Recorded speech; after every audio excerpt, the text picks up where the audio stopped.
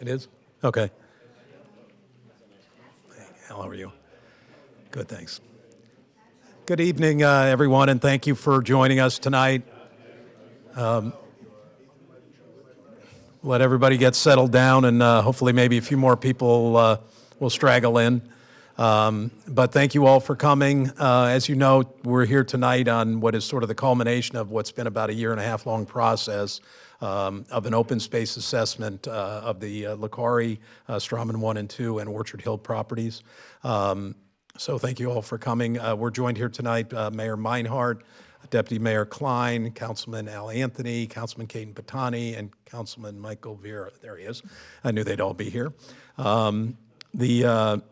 Just as a quick background, this is being live streamed on the township's Facebook page, so hopefully we've got more people out there watching it online, and it will be available on our Facebook page and our YouTube page for anyone who didn't have an opportunity to join us tonight.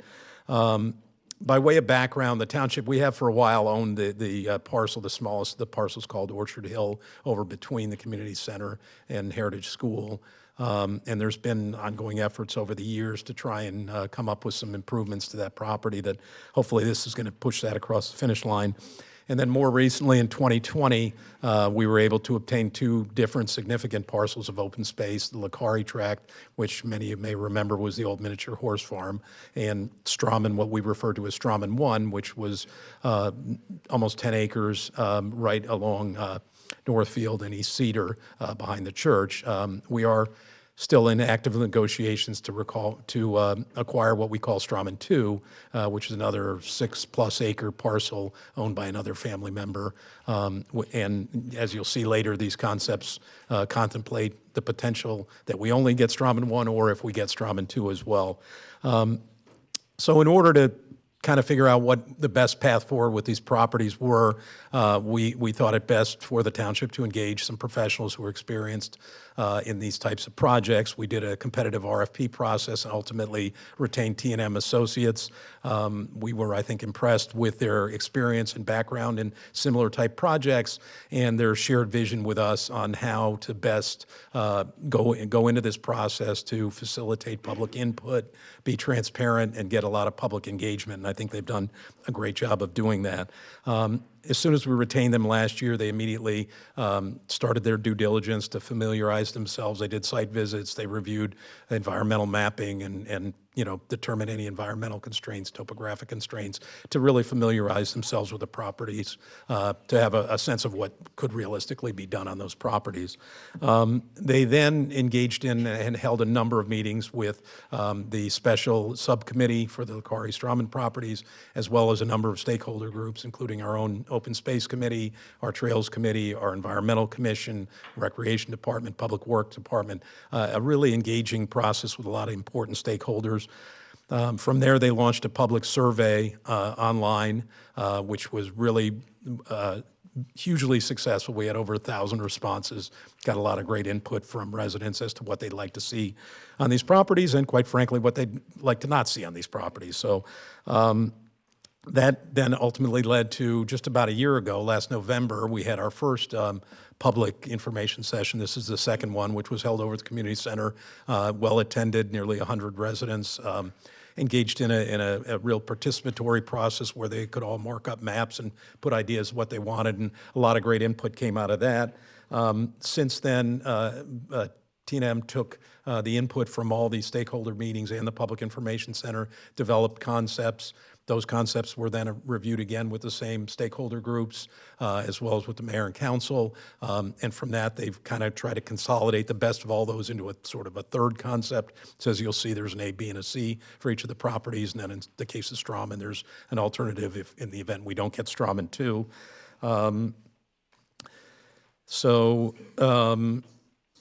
And then leading up to this meeting, there was another community survey, which we had hundreds of people respond to as well, that were more specific to these concepts. What do you like? What do you not like? What would you like to see more of? What's most important to you?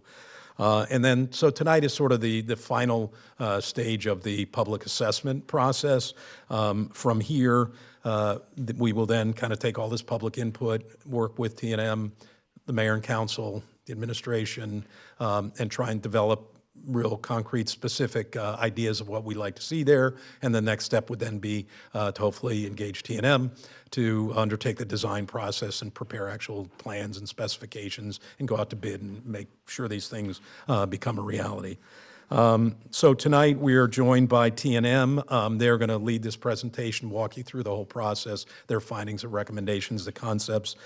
Tim Jensen will be, I understand, making most of the presentation. Mark Vizzini, who's been a part of the process, and Dan Halbin, who's new, but he's the newest member of the team. He'll be involved going forward with this.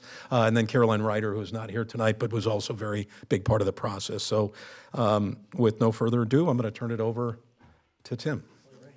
Thank you.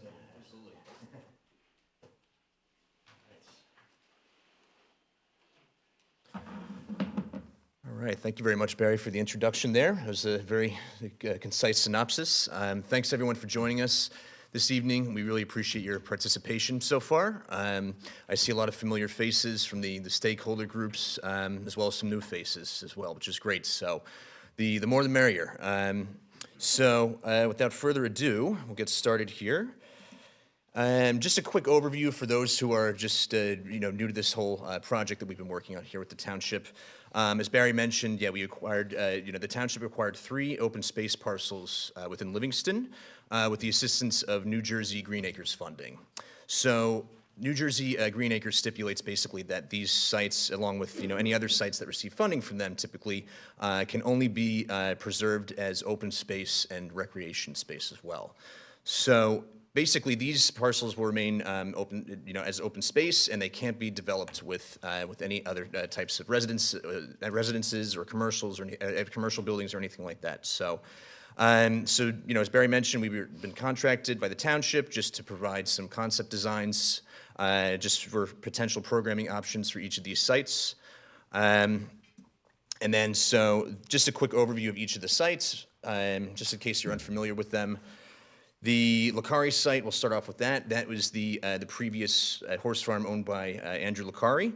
That is on East Northfield Road. It's a beautiful, beautiful site. It's wooded, lots of lawns and open space areas, as well as the Cub Brook that flows through the northern portion here. There are several remaining farm buildings that are still in existence there as well. The stables, the barn, as well as other similar improvements that really kind of give it an interesting feel. So this is 9.93 acres. It has a decent amount of frontage on East Northfield Road, which is right here, as you can see in the aerial. And it also contains quite a bit of woods along the riparian area here by the stream that kind of flows in this direction up to the side and also in the back as well. There are some environmental constraints, more so with this site than the other 2 sites, primarily being that the floodway and the flood hazard areas associated with the Cub Brook, kind of go right through the entrance to the property here, and you also have some steep slopes as well, as you can see here by the contour lines towards the rear.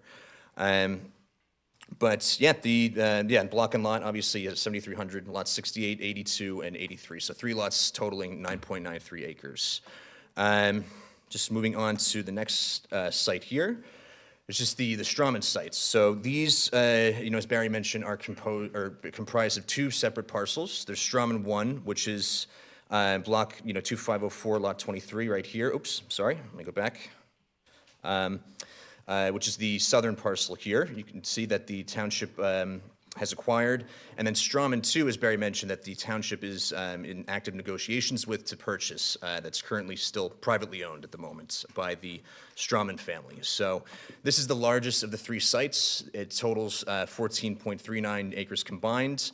And the Strawman 1 portion is the larger parcel as well out of the 2. So both sites also contain wooded areas around the perimeter.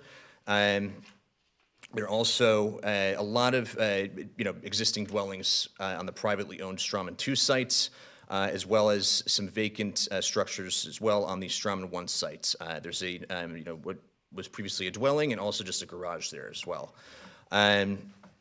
And also, from a historical perspective, the sites were used as an orchard and a hayfield for agricultural purposes a while ago.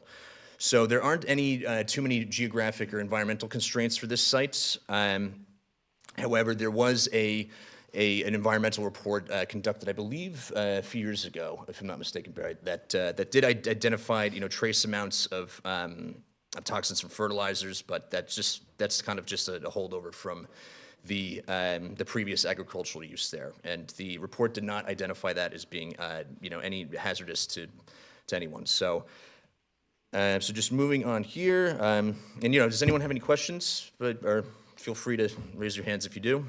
Okay, and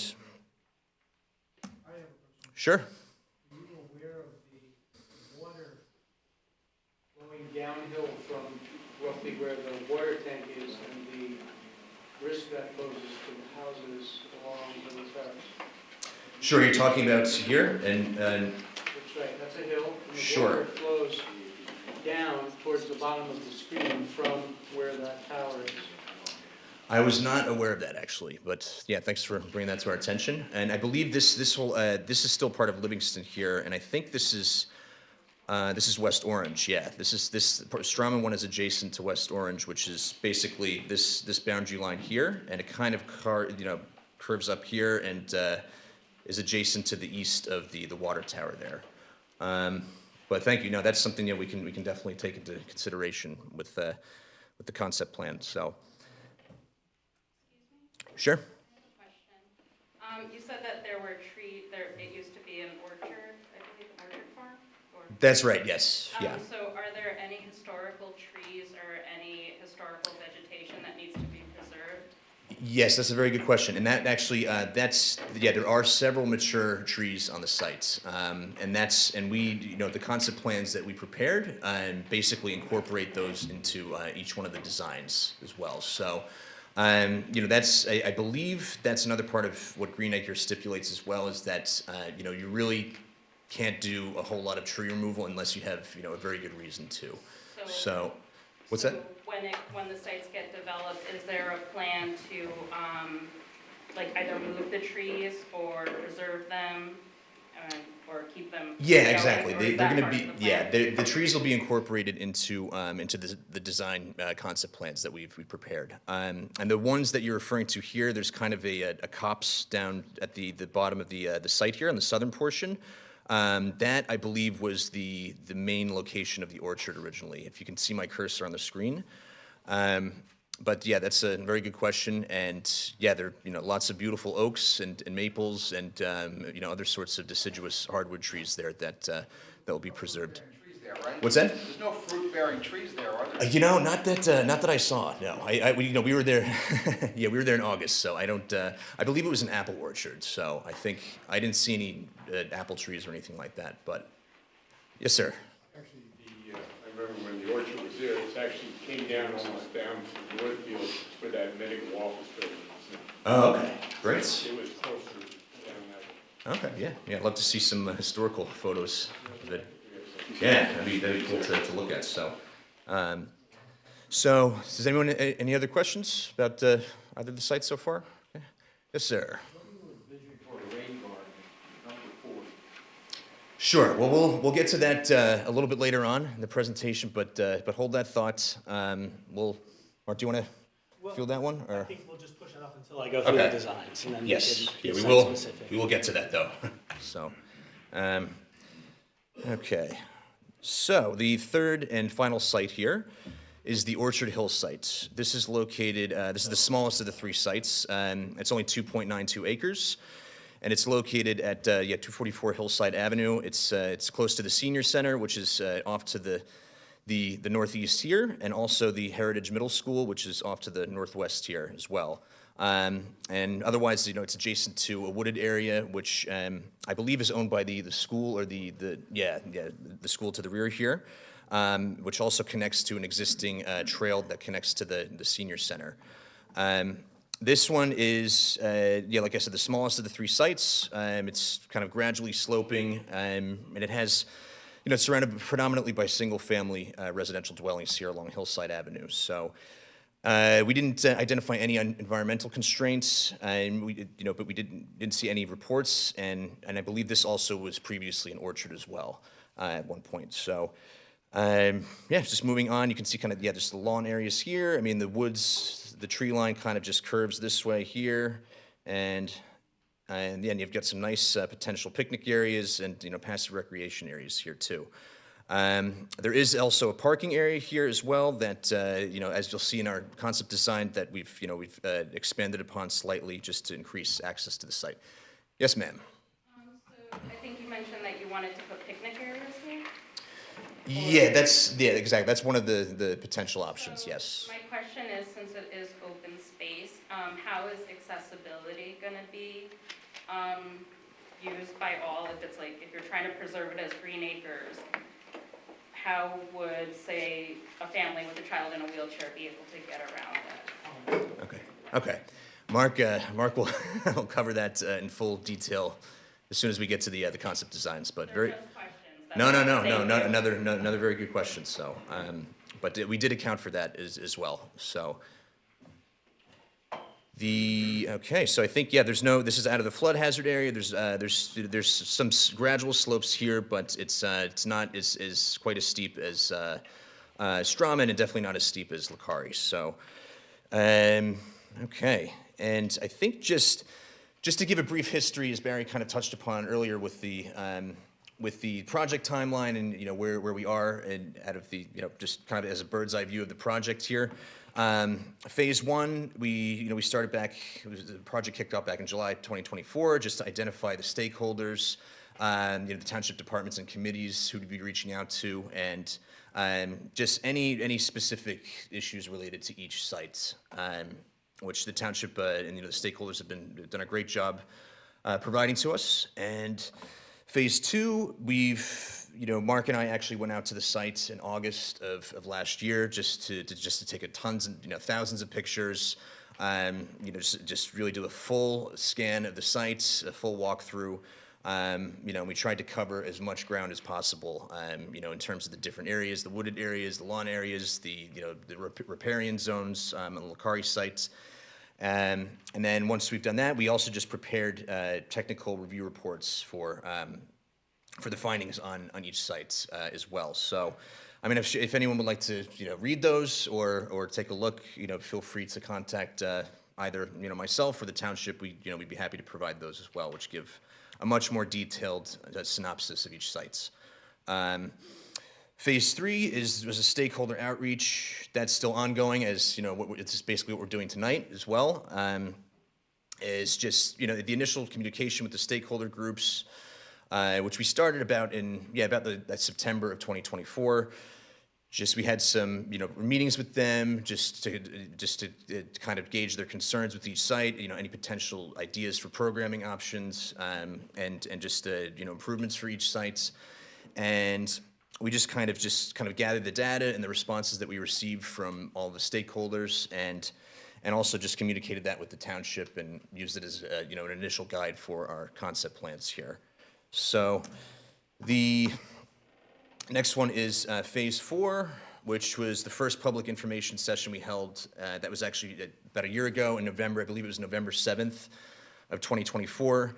This was the first kind of design workshop that we had, where we presented our initial, we had people brainstorm with what they wanted to see on each site, basically. With it was kind of old school, kind of analog. We did cutouts and pasted each kind of programming option on each site in the location where where people wanted it to go, in different groups throughout the throughout the presentation. And then we had each group present what they wanted to see, and it was a very good turnout. So so that provided a lot of good data to guide us in our initial development of the concept plans. The other part of that Phase 4 was also just the initial public survey, which was online, very similar to the one that a lot of you completed already, and also completed before this one. And this was just basically same kind of stuff that we covered at the meeting, you know, what people wanted to see, what they didn't want to see on each site, and then any open-ended you know, comments that they'd like to leave if something wasn't listed in terms of a programming option or similar to that. So the next one was, so I think, yeah, that was about it for, that, yeah, we just obviously just consolidated the data, the responses that we got to basically just, you know, really assist us with our conceptual designs here. So, oops, I'm sorry. Keep doing that. Phase 5 was the development of the conceptual designs, where we prepared 3 concept designs for each subject property. So 9 in total, and just, you know, associated just kind of a summary memoranda and a description for each site to accompany each concept plan. We also had just a, you know, virtual meeting with the township and the stakeholders, just to review the initial concept plans and make some, you know, edits and some tweaks accordingly.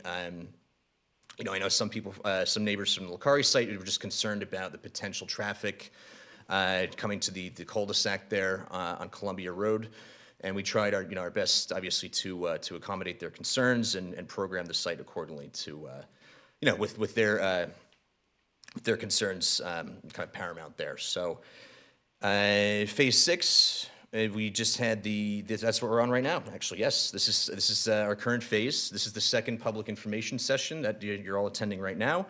And, you know, and I'm going to hand it over to Mark here to present the designs, and, you know, then he'll definitely answer your questions too. So I think, yeah, want to take it away? All right. Yeah, let's, yeah, it's actually, just gonna click on it here. Oops. Yeah, it's open. We got, all right. Yeah, and I think just click left click to go through it, so. Left? Yeah, All right. Is this the first one? yeah, there you go. All right. Thank you again for coming out tonight. Really love all the participation that we've gotten throughout the process. We've held those prior public information sessions for programming. We met with the city stakeholders, and we kind of narrowed down program elements we wanted in each of the parks. Primarily, they're passive in nature. There are no active recreation fields like soccer, football, lacrosse. That was key in all the responses that we got, kind of keep it more natural, pathways and whatnot. And so that's the broad brush we went through with all the sites. So, you know, starting with Orchard Hill, you can see the site slopes from right to left. We have the residential properties that abut either side. One of the things we needed to do was provide some vehicular access so people can actually access the site, provide ADA accessible parking stall. So we have a total of about 11 parking spaces, and that is similar through each of the concepts. And a lot of the design differences, they're a little nuanced. There's no drastic changes. It's not that huge of a site. We left all the wooded areas as natural. There are some existing trees which that are not doing well, which may need to come down. But for all intents and purposes, we tried to keep as many of the existing trees as possible. So you pull in on this site off of Orchard Hill, and this proposed parking is in the area that is the current vehicular access. To screen the neighbor, we did provide a solid 6-foot height wood fence, or fence. I don't know if it's wood or be vinyl. That'll be determined in the final construction documents. But we did provide a screen fence as well as evergreen plantings to try and buffer the parking from the adjacent neighbor. So that parking will rise up. As far as accessibility, we kind of envision providing ADA accessible paths to the key critical elements here. So we didn't actually have a detailed topo survey, but if you look at some of the pathways, they kind of meander, and that is to allow us to grade out and provide ADA accessible pathways. So in this concept plan, in all of them, you'll have the parking, a main entrance. There'll be a parking sign typical that you see to most park entrances. The walkway will meander around, and in this concept, we tried to keep as much as natural as possible, but we have the circular walkway with flowering trees, picnic tables, overlooking down the hill as you go down. We provided some terracing here, and that's a thing that we'd have to do to try and navigate the grade. And so these black lines are anticipated to be like low seat walls. So people can sit on them, and that's one way to make up the grade. You can also sit down, see what's going on. They're wide enough if these are lawn areas. You can do like yoga and whatnot on there, or just sit down and relax. 6 is the covered gazebo. Again, that came up quite a bit, was to have a place that was either out of the elements or out of the sun. And this is located still higher than the playground, but so if parents were sitting down or people watching children playing, they could look down on the playground. And in this concept, the playground is at the lower end of the site, and it's kind of anticipated to be built into the site. So the slides can be built into the slope instead of being raised with main play structures down at the bottom. Item number 8 is a rain garden. It's the low end of the site. And due to the increase in impervious cover, we're probably going to have to do some stormwater management. And what did I do here? Okay. That's a logical area where we can pipe water down or have it sheet flow in and for use as a stormwater management. And if you're not familiar with a rain garden or a bio infiltration basin, it's a landscaped area where we mitigate the soil to allow stormwater to filter through to the site and back into the ground. It kind of cleans the water and goes back into the site. And it's the lowest point. It just makes more sense. But as you can see, we've added some additional landscaping. I think we have a pollinator garden here with some seating around. So it's, again, buffered from the neighbors, just provides a quiet, contemplative space. Some seating area here. Again, if there's some picnic, you might have a barbecue station that can go in here. You can have a picnic and the play area. So that is this main concept. You can see here we are proposing, or there's the ability to extend trailways into the wooded area, and that would be natural in nature. It wouldn't be paved, and we would actually go through and make sure we located it around trees. No trees would be removed to put this in here. So it's dashed because it's not perfect. We don't know the location of all the trees, but we anticipate we can clear a walkway and either put a mulched path or just a clear way and sign it so that people can continue to walk around. And also proposing, a connection to the existing community center was key. So again, providing a walkway that can connect here. And then there's also an opportunity to have a future connection up in this corner, which isn't shown on this plan, but I will, hold on here. I went through a couple different slides here. What's that? That's okay. So I think I started, I think I gave the presentation on most of this one, so, which is the first concept here. Yes? Have you planned any signage? This is like roadhead and jet, no one can find. Will there be a sign or something saying for each one of these parks that they own? So there'll be an entry sign. I think the town can promote that what's here. We also anticipate that there'd be some either historical signage throughout the park that, like what was here in the past, what any significance to the park here. Nothing saying what you go for. Yeah, there's a main entrance sign right here that's proposed when you pull in. There's a sign right now which says 3 acres. Yeah, we are anticipating more of like a grander entrance sign. And the other thing is, there's a stairs that go down to Foxcroft. Stairs. And they're not very stable, I don't think. No, there are no stairs There's proposed. stairs that go down to Foxcroft, right Down here? down to that street. Yeah, we don't propose anything outside of the red lines. That's outside of our scope of work. But we did, again, we do show this dashed pathway. We show this pathway with the connection to the community center, and then there's another opportunity for a connection, a closer connection, because you can start to see, like right here, there's the parking lot. There's actually about 11. There's actually a current trail that goes from Yeah. the community center to Foxcroft. Gotcha. All right, this is our second concept plan. Again, very similar in nature. We didn't recreate everything, only it's a tight site, but we have some different uses proposed. Again, the parking is the same here, same entry sign, ADA accessibility to these uses up here. We have just like a little bosque or grove where we'll plant some trees, maybe to put some hammocks, to have like a hammock grove, just to hang out and relax, some picnic tables. We centrally located a tot lot for K through, for younger kids, so a smaller one.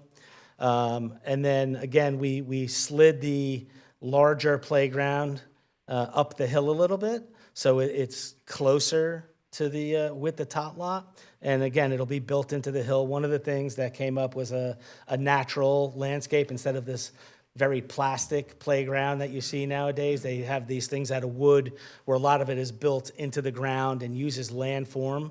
And that's something that gets detailed in the next phase. We're really doing like space planning here to see what could go in different spaces. Yes? Would it be an ADA accessible playground, or would it just be a playground that is for?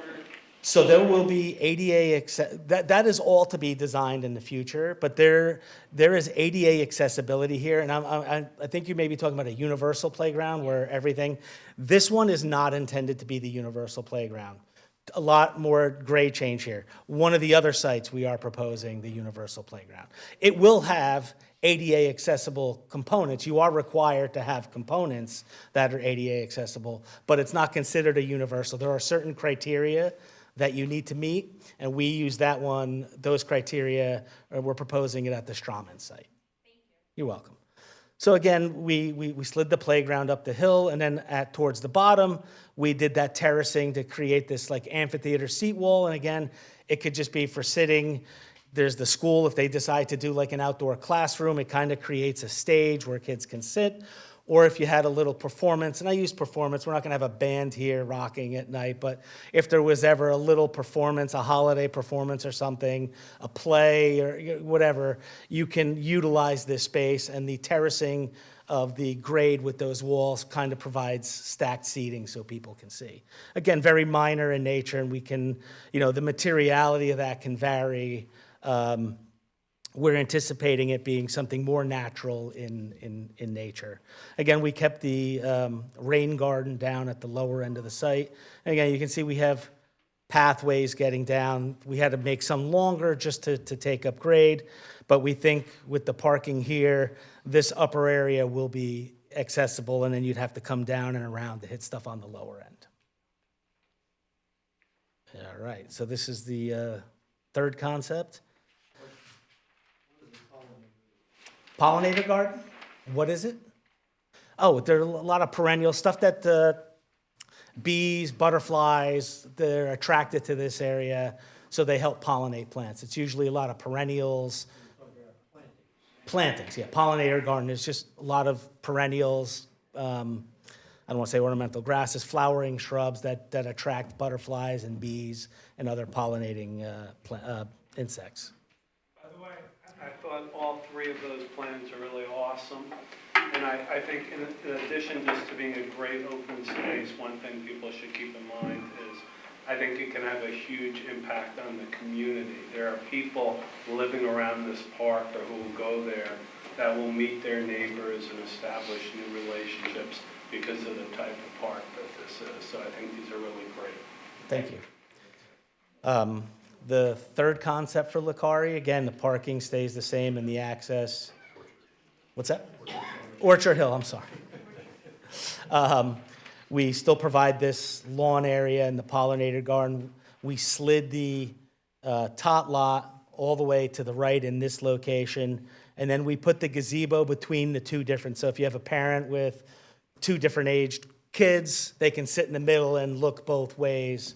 Again, they're nuanced differences. We didn't recreate the wheel on every concept. So we have the covered seating in the middle, some outdoor tables, the tot lot to the right. The playground is built here into the hill. And then we got rid of the formal stage, and we just have an open lawn area with that terracing. Again, it could just be an open space, unprogrammed, passive. We showed some hammocks here if that's what they want, but it could just be an open lawn space, again, with the walkways circumventing the path. And you can kind of see this right here is where we thought that extension could be up to the corner of the community center. Are there any other questions on the Orchard Hill site? I noticed there are no bathrooms planned. If you're gonna have picnics and barbecues and hammocks, don't you think you need some sort of water facility or some sort of restroom? And if you do have those picnics, who's gonna clean up the garbage and take care of everything? Is there a budget for that? That's part of the plan?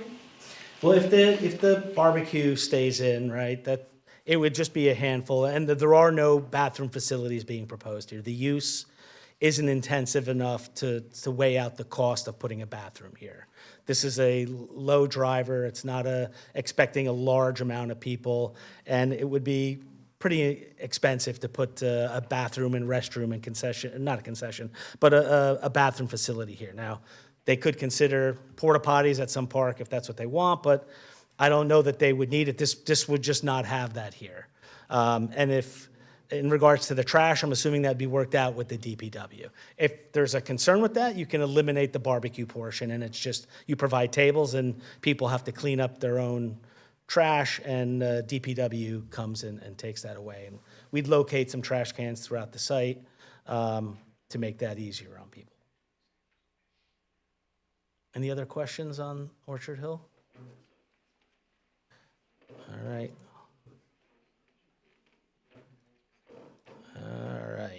All right, so on to the Strawman site. As you know, there's two pieces of property, Strawman 1. So everything that's shown in dark green, and if you can see this red line, that is the delineator for Strawman 1, and then this area is Strawman 2. So we had to come up with a design that assumed that that was not, that may not come to fruition. So what we did is we tried to make it so that if they did get it at a future date, it fits seamlessly in what we thought. So we came up with an overall concept to fit this in. And so all these dashed lines are what could be in the future. And you see it kind of works. It'll pick up right where the Strawman 1 leaves off. So even if it's 1, 2, 5 years down the road, whatever, you could easily adapt it to this site. What we did is we maintained the existing roadway in. We're widening the driveway to make it meet current standards. And then we are providing parking. So this has the most intensive use of the three sites. So we provided parking, and then you can see at the end here, we're banking parking. That's where you can get additional parking if you get the Strawman 2 site, but maybe you don't need it in phase 1. But it's accounted for, right? And we are proposing, instead of having a dead end, which I think would be a traffic nightmare, working in a cul-de-sac to work with the existing driveway so that they can maintain access to their property. But people coming down, they can just pull the U-turn and come out. It makes for, safety, and emergency vehicles can come around as well. So we pull in, we provide parking, plenty of ADA parking. Number 8 here on the lower end of the site, one of the main things that was requested was like a bike track or a bike pump track. So we think this, just the grading of the site, it's one of the lower ends of the site, would be a good place to provide that. It's the more intensive of the uses, where everything up top is a little more passive in nature, with the exception of the tot lots. But, there's kids biking around, kids, adults all biking around here. We provided some vehicular access if they ever had to do maintenance and whatnot. There'll be bike racks. We are also providing a walkway down and around. You can see 10, we are not touching any of the existing trees. Those are all being maintained. And this is the lower, wetter end of the site. I know someone brought that up, so we are proposing rain garden or bio infiltration basins. Since we are proposing, and there will be an increase in impervious cover, we'll have to comply with DEP stormwater management regulations. One of the ways we can do that is putting in a bio infiltration basin, since it's already wet. and it's the lower end of the site, there's a good possibility we can utilize this to put a bioinfiltration basin. You may end up having to put permeable paving in here again, just to meet DEP's requirements. So we have the bike pump track on the lower end and just meandering walkways around the basin, additional and new landscape planting. So we are proposing new trees. That'll be a mix of evergreen and flowering trees. On the park proper side, or the left side of the access road and the parking, that's where we'll have our main walkway, which will lead you down to this oval area, which we're anticipating the universal playground. And that's open for kids of all abilities and levels. It'll have required shade. You have to have quiet contemplative spaces, certain number of pieces of equipment. And the good thing is, if you do this, there are grants you can get, a Jake's Law grant from the DEP, which are coming out in January, February. You could use these if you wanted to procure it. Another thing that was popular was like a fitness zone, so that you could have a workout area. We're trying to, again, rain gardens or bioinfiltration basins up top here. We don't want to do much, if any, grading in the area of these trees to harm them. Planting a new grove where, we could either put hammocks, tables and chairs, or just benches to have quiet contemplative space. And then again, you can just see the walkways continue. This was actually number 3. If I show you 1 and 2, you'll kind of see some similar items that we can program in here. We are proposing, obviously, we don't own these buildings. These buildings will be maintained. Sorry. All right. So here's our concept number 2. And I'm just going to show you concept number 1 as well. There's a common theme here. We wanted to establish either a central lawn or a main oval walkway. So the difference between the two concepts in concept number 2 is we programmed the interior of the oval with all the active space. So you see the playground, a spray park, outdoor like ping pong tables, a swing area, and then item 1 here is we did provide like an open lawn area, and down here is an area, so again, if you needed to do a stage, a concert, or again, when I say concert, not anything loud, but maybe a school or something is here, it acts as an amphitheater because the grade is sloping from top down to the lower right. The ability to, if a volleyball court came up once or twice, you could have a sand volleyball court. A community garden was on the list. We located that near, you can see what the drop-off looks like here once we own, if they own the Strawman 2 property. And this allows a drop-off zone closer to the community garden, so when you have supplies and whatnot. In addition, there's already water service to the existing buildings. It'd be an easy extension for the water service to the community garden. We are anticipating the reuse or a new structure in the location of the existing, which can be used for bathrooms, concessions, security, storage. DPW can have space here. We don't know if it's worth reusing the building or if a new building, that's something that would come out of the next design phase. I believe we are maintaining the existing residents here, so we do provide access here, and then they can utilize their driveway until such time that they're no longer in that house. Again, just meandering walkway, so there's plenty of space to walk around the site. You can get, a good bit just passive space. We are proposing a connection to a future, or to Chetwynd Ave, or if I said that correctly.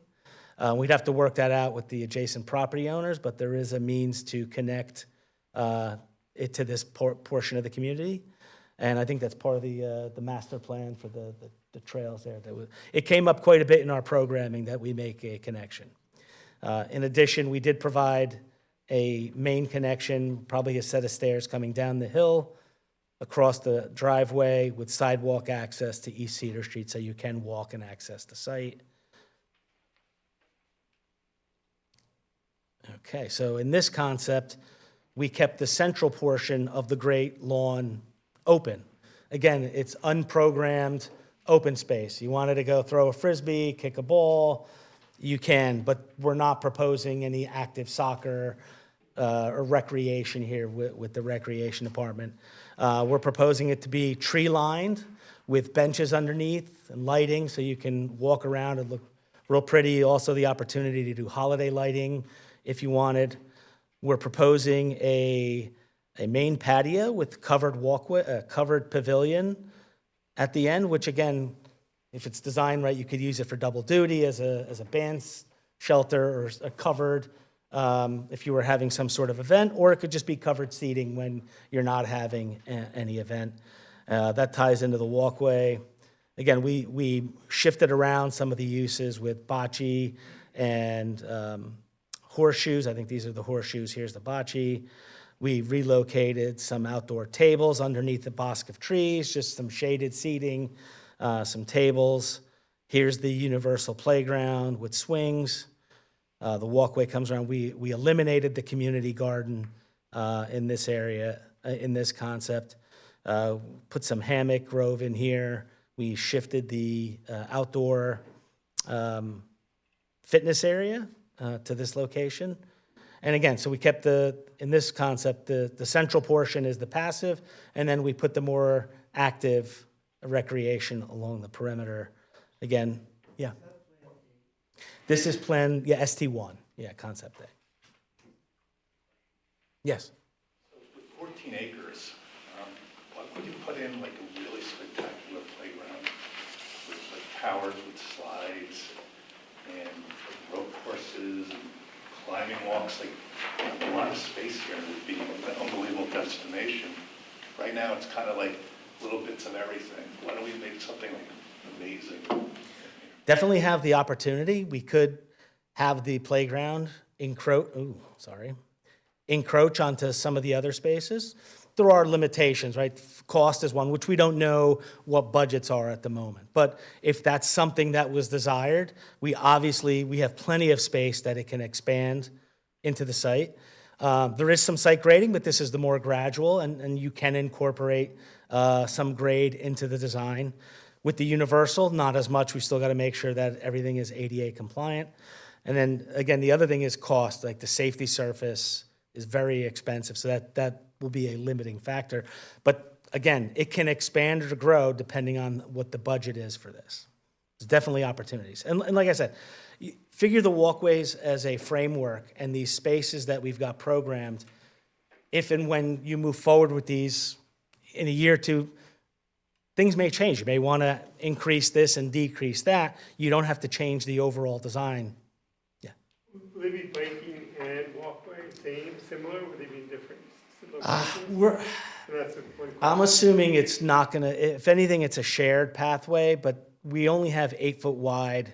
You'll see the narrower paths are 8 foot wide. We're trying to limit our impervious cover. And we did that because we do have the bike path. If we went with a shared use, we probably got to go to a 10-foot sidewalk, and now it's just more pavement and cover. But there's definitely the opportunity to do that. If you The dirt, or is it? We're assuming it'll be, most of the walkways will be paved with asphalt, maybe permeable asphalt. Again, when you go through the stormwater design, we may have to do something like that. And then this main oval walkway, we were considering being more of a decorative paver, whether it's either concrete or pavers. But this is like the grand area of the park. It's like the central heart of the park. The other question is the community garden. Yeah. Will that have a high fence to keep the deer and the? It can. Yeah, that's a detail that would be in there, but it would definitely need to be fenced in. There'll be storage. I don't want to call them huts, but there'll be sheds out there. It'll be fenced in. There'll be seating. There'll be water access provided to that. So again, we're in a very preliminary stage. That fine tuning is in the next stage. Yes. Like a sculpture garden, it's a passive park. Yes. So with either any of the parks, it doesn't have to be the Strawman. There is the opportunity to put like sculptures throughout the park.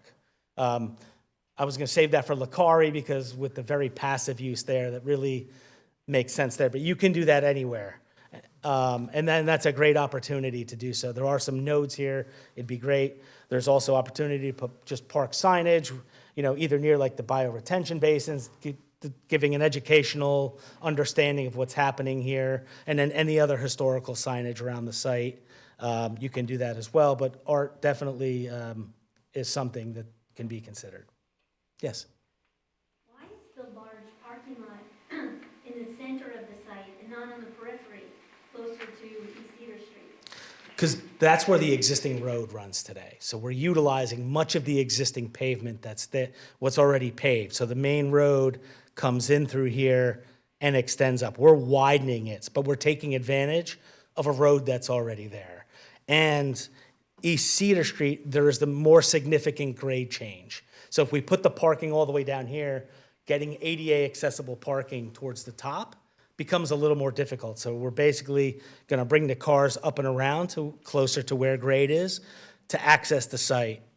But we're really did it to utilize the existing roadway and driveway that was there. I think it'd be a little more challenging to put the parking along East Cedar Street because it's significantly lower than the rest of the site. Mark, may I add to that? You would have to keep that existing roadway.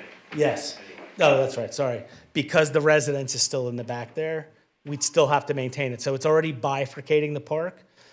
So we're like, all right, if it's already paved and it's got a function, it kind of makes sense to just keep it there. I understand that this is a concept stage, so Yeah. I don't want to be too detailed, but you mentioned that, you may have to add in some permeable surfaces because of complying with EPA, but from my perspective, this should be an ambition of the project. This is an environmental open space site, so wherever possible, I think it shouldn't be like we need to comply. It should be how do we use these kind of green infrastructure pieces in the project. And similarly with the, you've got the pollinator garden, that it could be native planting, but it not just a token pollinator garden, that really that philosophy is integrated throughout your site. I mean, you have huge areas of lawn, which I understand some of which is purposeful, but in the surrounding areas, you don't want, we're not really trying to promote just open lawn. We want something that's full of biodiversity, and that we should be bringing, almost like a demonstration of the best environmental practices that we can as part of these sites, given that passive educational nature that you just mentioned with signage, not just a rain garden and a pollinator garden, but really showing that we can be at the high end of. Agreed. And some of the areas that are shown as green, like where 9 is, what do we have labeled 9? That can also, instead of that being mowed lawn, we can make that a meadow, or native grasses where it's not mowed, or put a no-mow mix where it just grows like 12 inches, you don't have to mow it, less maintenance, you cut it like 2 or 3 times a year and that's it. That you can definitely do. The restrictions with the permeable paving, 1 will be cost, and 2 is groundwater. So there are limitations. You have to do some testing to make sure it can work, that groundwater's not shallow. But yeah, I think you can definitely make it. I would envision this main oval can be a permeable paver. Again, though, for cost, you may have to limit the permeable to where it makes or has the most impact. May not make sense in the lower, wetter areas where we're closer to groundwater or it's too wet. But up on the hill, we can definitely, that's something that can definitely put into the program. I think even having those conversations at this concept stage is part of that education process for the rest of the community too, so that by you pointing out these features early, people can understand what the benefits of those are and they can really advocate for them. So, when we have community engagement, it's great, people can come with their ideas, but actually giving people a sense of what is possible in these scenarios and what these spaces really could be as you go forward, I think would be really helpful in terms of actually helping people understand what could go in those spots. Agreed. Another quick question. Yeah. Would it be possible to have some sort of water feature in this facility? When you're talking like a fountain? I don't know whether it's a fountain or whether it would be a little lake, but water is a nice feature for a park for people to come along and just meditate.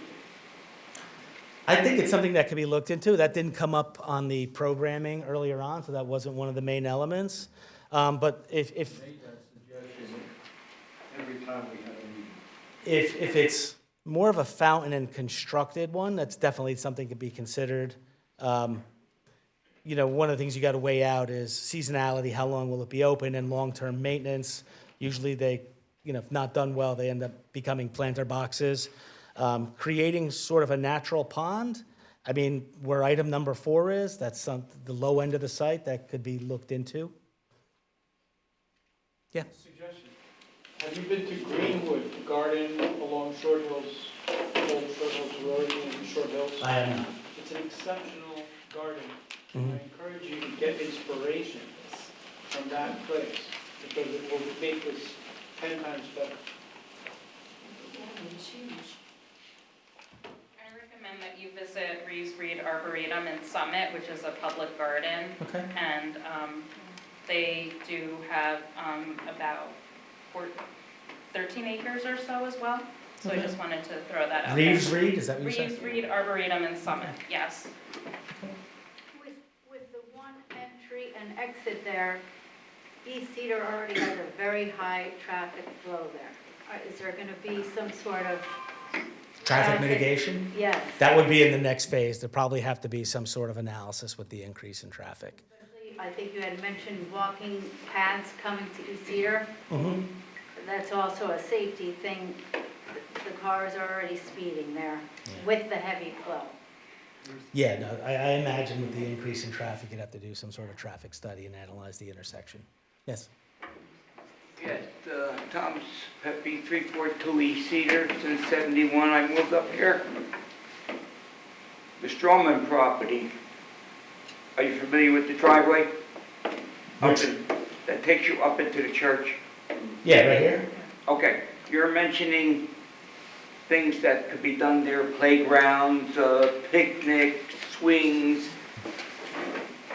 something like that. Are you expecting kids to bike ride there or take their scooter there? Is that the type of people you want to go to that place? Kids? Would be dependent on the age group, right? There might be teenage kids who are able to go there without a parent on their bikes or walking, or if they're young enough, they'd have to be there with their parent and driven or walk there. East Cedar Street is not a place where you ride a bike or a scooter to get into that driveway.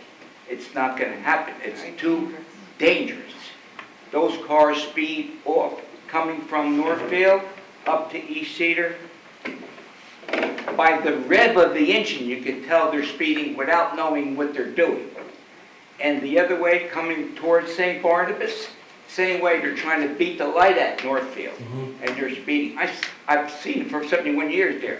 They're speeding. That is not a, it might be nice to talk that it's a good spot for kids and family, but they're going to have to be driven there. They cannot walk or ride a bike there. That's why we provided ample parking and. Too dangerous. What we did, I mean, what we did is, if you can see here, there are existing crosswalks. We just tied the sidewalk from the park into existing. But again, this intersection would probably have to be looked at, and there may need to be mitigation to either slow traffic or whatnot, but. Or you might have to open up a driveway and put it out onto Westmount, where the houses are in the back there. Right here? Yeah, we'd be going through and taking out trees to put in. I think we might be limited with that, but I think, you know, the situation at the intersection can be mitigated. They can be replanted. Okay, so now we are on to the Lakari site. So let me go to the. Just before you switch, Yeah. if you take a look at the red line between the top where it says 13 and going down to the right. Sorry. It's a good point. So that line that goes down on an angle from 13 to 10, the red line. Go Yeah, right here? No, higher. Now move your mouse down along Herbert Terrace. Basically, the red line that's parallel to Herbert Terrace. Is this Herbert Terrace right here? Go- Right here. This one, yeah. Further to the right. On the top. Right here. Right here, I'm sorry. Okay. I just want to emphasize this important point because you need to know. All the houses along Herbert Terrace are vulnerable to water flowing downhill where the trees are to the right of that water tower. And if you don't do something to mitigate that, or even worse, if you do something to aggravate the water flow, every basement there will be flooded. All right, any sort of a stormwater in the next phase, you'd have to analyze the existing drainage areas and the post, and you actually have to reduce it, and actually account for future rainfall in the year 2100. So whenever something's done, you actually have a reduced impact. All right.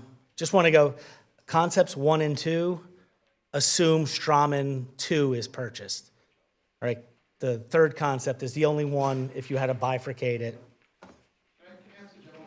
Yeah. So I'm just curious, so obviously, these are different layouts that are possible for each of the sites, and it's important for everyone to see that. And then I guess I'm just wondering from a process point of view, are we requesting feedback on choices between the different layouts? So, and then to try to move forward, because I'm just thinking about, from a process point of view, how a meeting like tonight, which is showing more concepts, which is useful, but how does that, I'm not sure how it makes us move forward. To the extent that we need to. we're going to close the online survey shortly. So if anyone has any other comments and you haven't done the survey, please go to the survey and do it. It makes it very easy for us to quantify everything. And then similar to what we did with the programming, we'll identify to the city stakeholder or township stakeholders certain items that we're like, we don't want this or we want this. How do we change this? Do we need to tweak this concept? Or do we keep it? Do we have to do any major change? I don't foresee us coming up with 3 new concepts, but there might just be a tweak here and there. I'm not sure how, there are a lot of general questions. I guess what I would say is are we going to be asking the public for feedback on which of the, like in other words, you might take feedback and tweak the different versions of the different parks that we're talking about, but at some point, are we asking the public what you like choice A or B better for this site, or you know what I'm saying? No, I don't believe we do that. I know after this, after we score the online survey, we'll meet with you guys, we'll make some tweaks as needed, and then prepare a cost estimate for each one, and then make a presentation to the council. Okay. And that's it. And then at some point, do we have in-house funding? Do we got to go out for grant? Maybe we get the grants. But I don't know, honestly, who makes the final decision as to which one they like the best, unless you decide to put that back out to the public. But Thank you for that. I just wanted to understand the big picture. okay, sorry. You had mentioned like perhaps looking for grants and like in another phase. So have you like reviewed any of the stuff that the New Jersey Economic Development Authority has done with regards to like creative placemaking or any of those initiatives that they do? No, grant. Well, I mean, I'm actually more talking about like the whole concept of creative placemaking, which the New Jersey Economic Development Authority has put some emphasis on, and I was just wondering if you... No, we have not. We're aware more of Green Acres funding and DEP funding that could be available for playgrounds and open space, but that's something that can be looked into. Okay.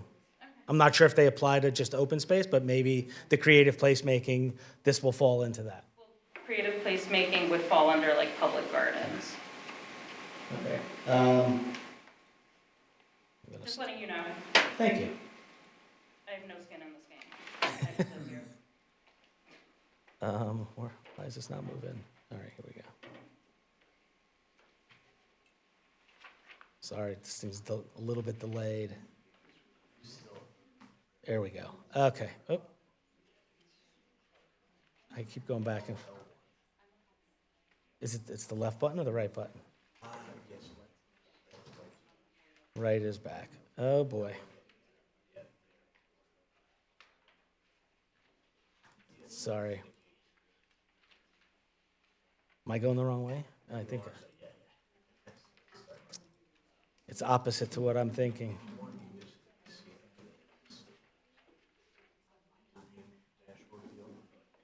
All right. Hold on. I'm going to get it. Okay. Here we go. We'll start off with this one. So,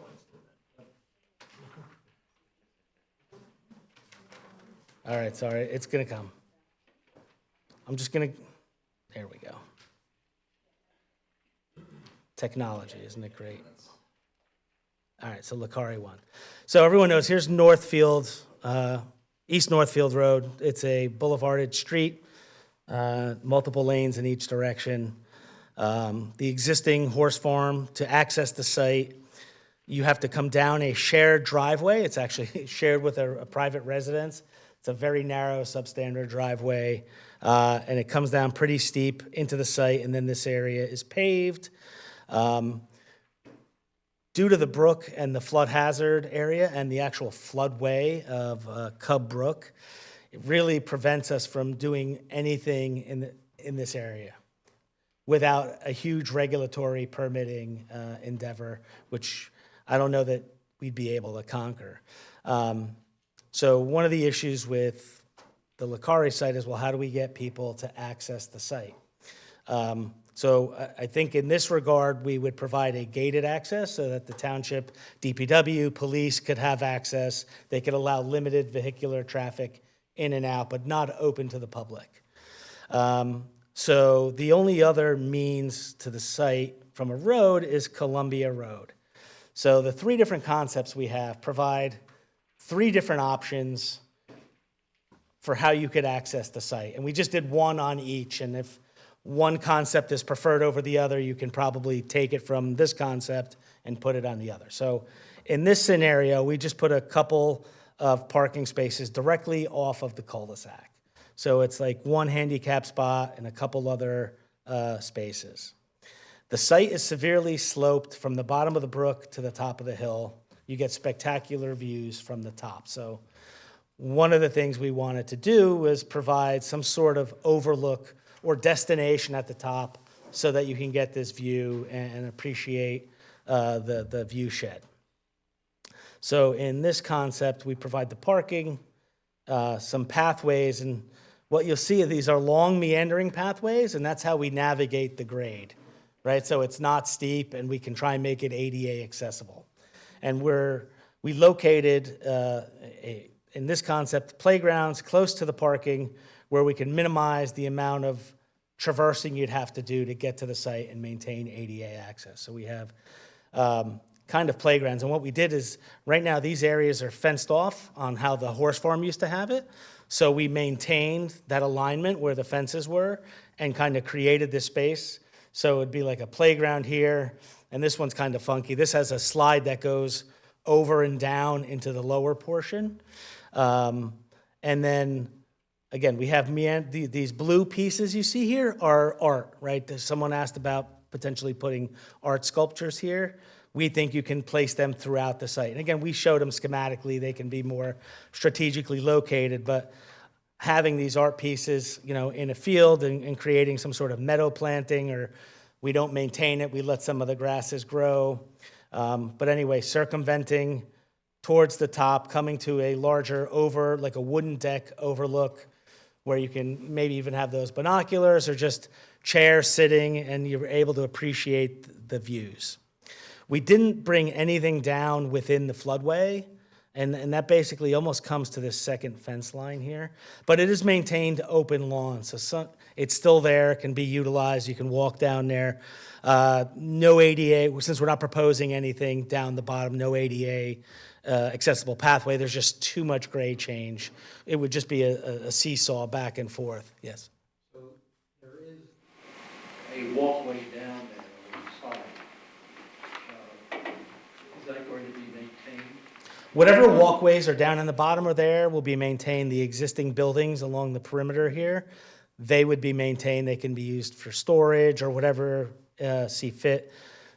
We wouldn't be able to get ADA accessibility in here. It's pretty tight with the grading. So we're not proposing to do anything with any of the existing structures other than maintain. They're there. We're talking about the existing space. Correct. There are some stairs. This is kind of terraced off. Those will be maintained down here. Correct. The problem is when you get down in that area and you're within riparian zones of the floodway, you trigger permits and zero net fill because it's fluvial. So it becomes a permitting nightmare. But there's a big lawn there. Yeah, as long as we don't dig in there or propose to dig in there. About making it big, Oh, yeah. so that there is access Yes, we're not preventing access down into that. We're just not proposing any new activities within that area. So the open lawn, there's actually a gazebo down there, that will all remain. That's proposed to be remain. We're not proposing to remove any of the existing structures. All right, which way do I go here? Right or left? Right, left? Oh, wait, this is different. Here we go. All right, here we go. All right, so in this concept, in lieu of any formal parking off of Columbia Road, we are proposing a drop-off zone. So whether the rec department expressed maybe providing like a summer field trip or use of this area during the summer, or anyone just getting dropped off, they can utilize the drop-off and then continue out. No proposed parking in this concept. We went more natural in this concept where we don't have any playgrounds. Again, we maintained the fencing that was there, and we're proposing a bosque of trees with maybe different types of trees in each one. So this could be one type of tree, this another, this flowering, and this another. Kind of like Arboretum, we can label them, different plants in here. But again, we wanted to respect the existing fencing from the horse farm and maintain that historical component. And again, we proposing meandering walkways. We've relocated the overlook in this location. And then you see we provide with the brown and green areas. We can also go through and put different types of plant mixes or seed mixes, like one type of meadow mix, a native grass. So you still get some contrast in the different seasons. Some can be flowering, some can be more grasses. You can custom make those seed mixes. But again, it's just more natural in nature. And again, we're showing these meandering walkways. I didn't go over it before. We are also proposing the walkways can extend in here, similar to the other parks. They would be field located. They would be dirt paths, no paving, no trees will be cut down to create this loop. And again, we could provide seating, signage throughout. If art is something that they really want, any of these concepts, you can locate art anywhere throughout the park. All right. Again, no access here. We are proposing nothing down here. And then the third and final concept is the most, when it loads,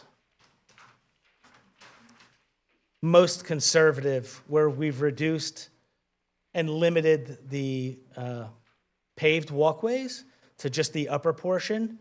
And our main goal here is kind of revegetating the open space. So if you look here, we've maintained this open view corridor. We're providing this overlook deck again up here, and it kind of, these trees will frame your view down. This can be the open meadow, it can be the maintained meadow. And then in these areas, with all the different walkways, we have a lot of different planting opportunities. We can put some infiltration or rain gardens, meadow mixes, native grasses, have seeding throughout. We can, again, place the art sculptures throughout if that's something that they wanted to do. But we're basically revegetating this area and framing the view shed. Such a small parking area and such a beautiful area. The neighbors are going to wind up with people parking in front of their houses to have access if there's not adequate parking on the site. Thank you for reminding me. I didn't even go over the parking. So this is the concept I understand. that had the parking. So it's a compromise. We can definitely accommodate some more parking, but I thought too much parking would also be from the residents would be too much. And this would be gated. There'd be security cameras and all the concepts. The overlooks would have security cameras. The park will be dusk to dawn, controlled access. So if more parking is desired, we can definitely engineer it to get more parking. But we didn't want to make it too intensive. It's kind of that balance, right? We're trying to make everyone happy here. We understand that people don't want any traffic, but if we could have some, and that's why we put the parking with, and again, if we decide to put parking, we can make this work with any of the other concepts, but this is the pared back version. It's just the walkways, it's more nature and the overlook with no other amenities programmed here. Yes. Are all of the parks dusted on? Is that the plan? Yes, I believe it's going to be dusted on. And right now, I understand that the Art Association is using one of the buildings over there. Is that part of this concept with the park? The one house in the very front corner, that is not actually on the Green Acres piece. We carved that out at the time. So as of right now, I mean, it's shown on the drawing, but it's not currently a plan to change it or not change it. Like particularly in the concept where there was quite a while ago, like half a mile, We can get that. I didn't calculate it. Again, a lot of it is to make it so that it's not a steep hill, and it's to kind of build it into the grade and zigzag back and forth. You can, as I zoom in, you can see these contour lines, and each one of these lines represents 2 feet. So, and that's why, honestly, if you're asking, this is my preferred concept. We limit the use to just the overlook and the natural beauty, the pathways. The access is here, it's close to the grade, and then we just have these meandering walkways through these different native seed mixes or planting biomes. And, we don't have to deal with, an intensive use because we just don't have the access. We don't even have the pedestrian access really here. There's no drop-off area. This is a county road off of East Northfield Road. So trying to do a balancing act here, not make it too intensive, but still a benefit to the community. Yes? It seems that the 60 parking spots on the Strawman parcel, particularly if you're only getting Strawman 1, it will make it completely imbalanced in comparison to the 0 or 10 parking spots here, and then minimal parking spots at the other site, the Orchard Hill site. So is the idea to concentrate the crowds on Strawman? And why do you think that can accommodate 60 cars at a time, and neither of the other sites can accommodate anywhere near that? Well, there's the size, the more usable space at the Strawman sites. And honestly, I don't remember, is 60 the total with Strawman 1 and 2, or just?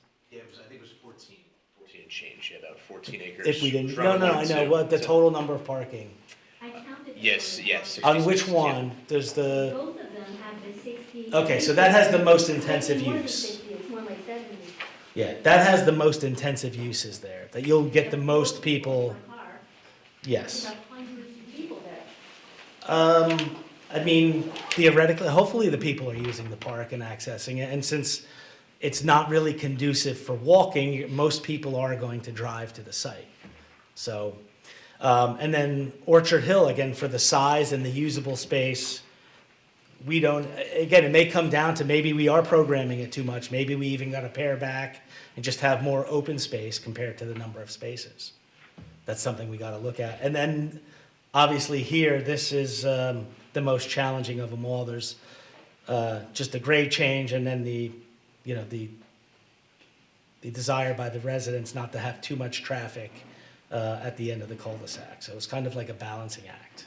And I think it's also important to point out that the uses you are programming or proposing a program for the site are, you want less traffic. You don't Yeah. want hundreds of people traversing the hiking trail, but you are going to have that traffic for playgrounds and other more active uses. Just wanted to show some graphics for some of the items here that were discussed. So we talked about those amphitheater seat walls in some of the parks. This is kind of what we had imagined, just lawn in between, whether it's just sitting down or, if they're wide enough, you could actually do yoga, if there's a yoga instructor at the bottom. This is an example of a bike pump track to the right, which we're proposing at the Strawman site. This is what a nature trail could look like through the wooded area. Sorry for the blurry picture. This is some art that's in a park, and it could be something similar. Typical community garden. The upper left, the bottom is a bioretention basin or rain garden. This is an example of a bosque or an alley of trees. And again, this is shown more formal, but it could just be lawn underneath with some tables and seating. Bocce court. This is an example of a fitness course. This would be on the Strawman site. A hammock grove. just typical covered seating adjacent to a play area, something where parents can get in the shade or people can sit down. Formal entry into a park. I thought I grabbed one with the arch, but I did not. But usually it'll have the park's name on it. Kind of gives a grand arrival. Some horseshoe. This could be an example of these two different meadow mix or planting on the Lakari site. You know, and maybe instead of some of the pathways being paved, it's just mowed. So you can walk on it, and then the other areas can be left to grow. So you limit your paving to areas where you need to get to, where we need it to be ADA accessible, and then we could just delineate areas that are just mowed and maintained versus other areas being kept natural. This was a cool feature. This is a giant sundial in the middle of a park, a piece of artwork. I mean, this could be cool at just an example. Again, in the lower left is another example of a mowed meadow or a meadow mix. Here's one of the natural playground. It's more wood in nature, and you know, we work with, a lot of times there's insurance reasons they may not want it, but that's something that was you know, proposed. It's more naturalistic than the heavy plastic playgrounds. Oh, I got some double and triple use of pictures. Here's an example of a entry signage at a park. Could have map, could have some historical or pertinent information about the park. This could be a typical picnic grove, you know, underneath trees and whatnot, some scattered picnic tables, a barbecue station here or there. Here's an example that could be like the outdoor classroom, or, you know, these seat walls, and then just a paved area. Again, it could just be seating, or if there was ever something that needed to take place here, it kind of gets double duty. Here's an example of the open lawn, or the great oval lawn that we were thinking for Strawman. Here's an example of a pollinator garden. Is heavily, you know, that's a little more maintenance intensive, so we'd work with DPW just to make sure that that's something that's capable, if there's a gardening club. But again, just a typical pollinator. Here's a rain garden. You know, this is something that could be at Orchard Hill at the bottom, or even the Strawman site. It's just plantings that can be to handle being inundated for a period of time until the water evaporates into the ground. On Strawman, we were proposing some sort of covered seating that can have double duty. So whether you were having a performance or it's just outdoor dining and seating, something like this is an example. It was also one of the concepts. We were proposing a spray park. I didn't mention it. So that came up in one of the concepts. And this has no standing water, very little standing water, just flows into a drain, so it handles and accommodates kids of all ages.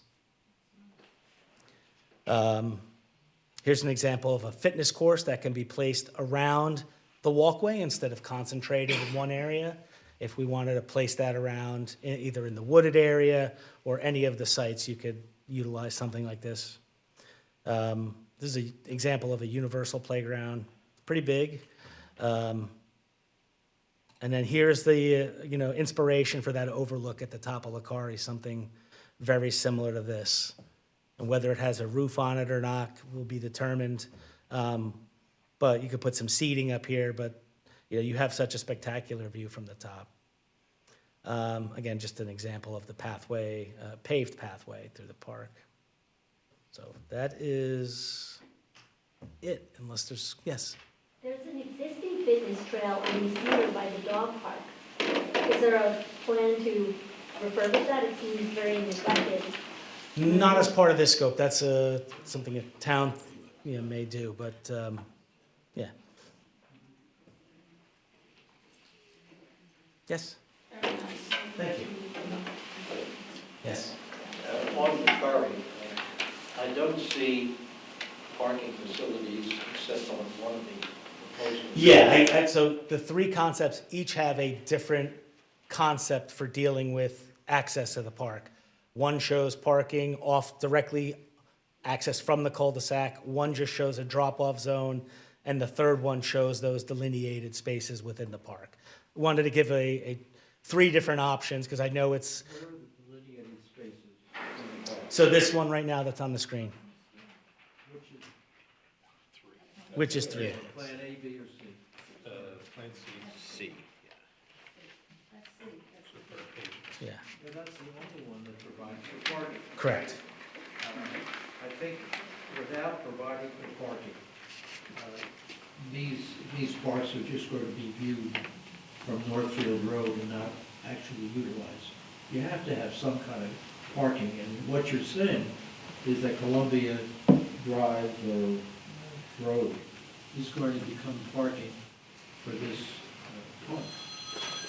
No, we are open to putting in the parking. Again, we wanted to give 3 different types, typologies for how we deal with access to the park. Personally, I think you're right. I think you got to provide the parking in every concept. All right. But we wanted to show it there that here's what you could do if it was really an issue. But if you're asking me as a professional, I would go with the parking. Because it's very limited. I think we got 5 or 6 spaces.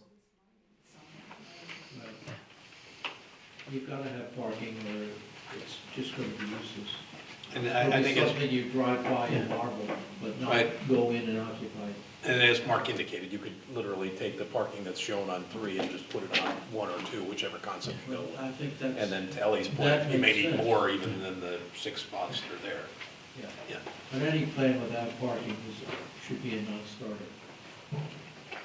Sure. I think another idea that was floated, I believe, at one of the stakeholder meetings that we had was actually just, I mean, this may just be a pipe dream, but if there can be shared parking with the synagogue next door, which is number 8. You see the loop there? It's like, yeah, actually to the top right. Mark, Right here? Yeah, it's in that direction there too. And then, getting some type of, an access easement to connect with the park as well. I don't know. Yeah, if since if that's a not under our possibility, ownership but- and out of the Yes. city's hands, it's like we didn't Yeah. want to, plus, we still have to deal with the riparian zone and grade change. If it's something that can be looked at in the future, it's definitely an opportunity. But, so we had assumed we can't get that access agreement. Good assumption. Yeah. Pipe dream, yes. Any other questions?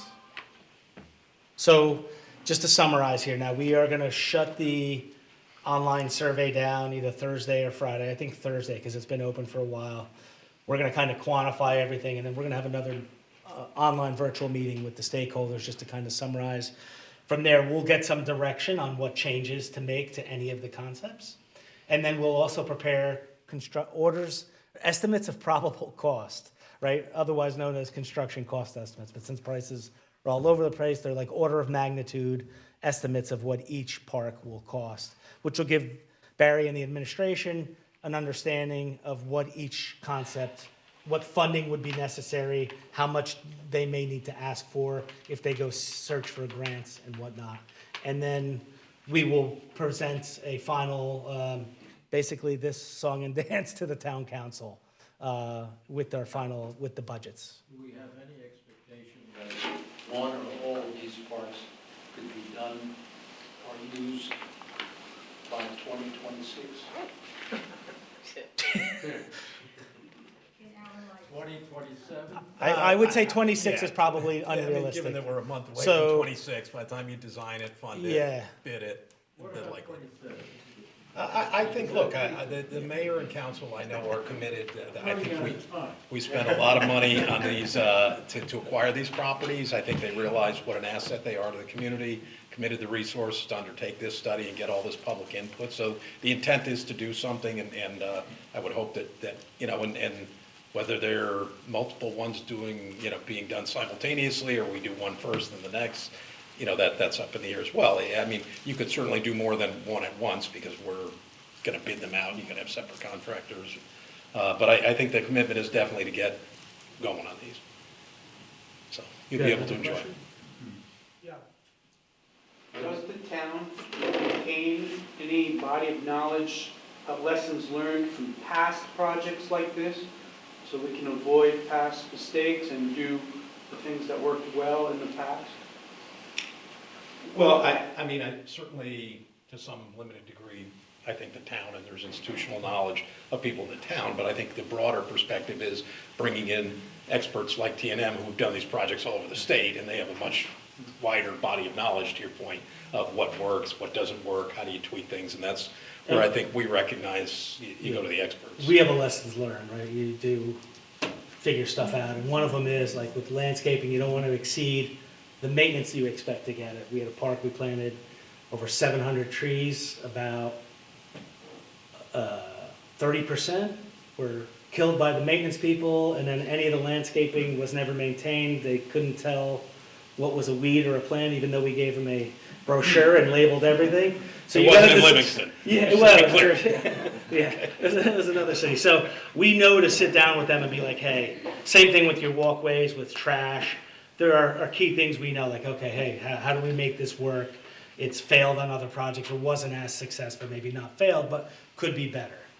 And we have a lot of years of experience on that. Speaking of other projects, are there any areas around, reasonably or close to us, where some of these features that you suggested exist? That if we want to take a ride one day, we could go take a ride at this or take a look at something?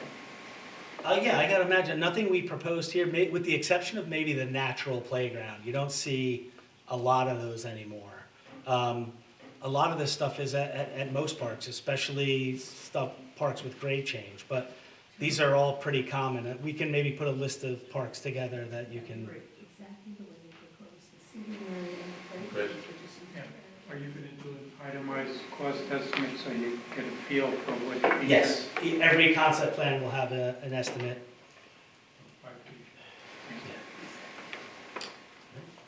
Thank you. Thank you. Thanks. All right, again, thank you, a big thank you to T&M. They've been a great partner throughout this. They bring a ton of expertise. They're well deserved. Thanks, everyone. And thank you all for coming and for your patience. Again, this was taped and live streamed, so the recording, if you have friends, neighbors who didn't have an opportunity to come, please encourage them to view the videotape. Also encourage them, if you and yourselves, if you haven't already, to take the online survey to Deputy Mayor Klein's point. That has a lot of very specific questions on each concept. What do you like? What do you not like? That'll help us, help inform our decisions. So again, thank you all very much and have a great evening.